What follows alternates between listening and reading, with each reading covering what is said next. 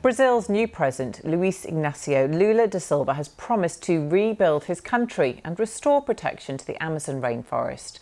2 decades after he first held the job, the left-wing veteran has been sworn into office at a ceremony in Brasilia. He told crowds of cheering supporters that he would reunite society and govern for everyone. Our South America correspondent Katie Watson reports. A return to power for the man Barack Obama once called the most popular politician in the world. Security was tight amid threats of violence by supporters of his far-right predecessor, Jair Bolsonaro.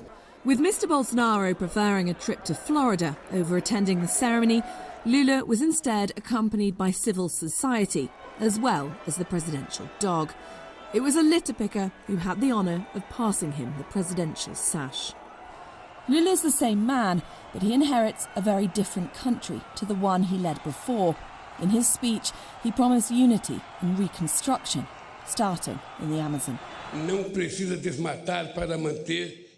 We don't need to cut any trees down, just plant millions of hectares so people can live without destroying the forest, burning it or encroaching on our environment.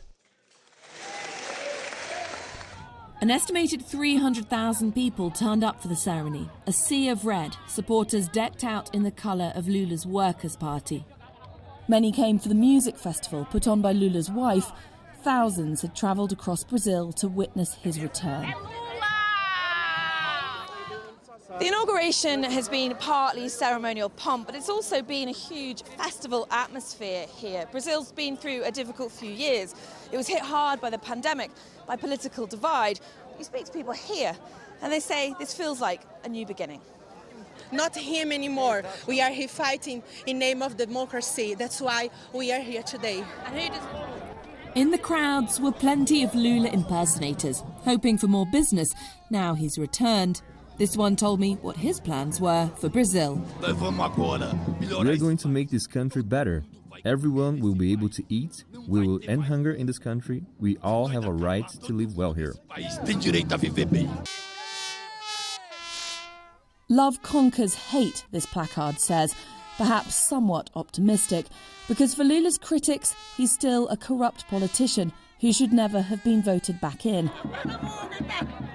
He'll have to convince them that he can be their leader too for the next 4 years. Katie Watson, BBC News in Brasilia.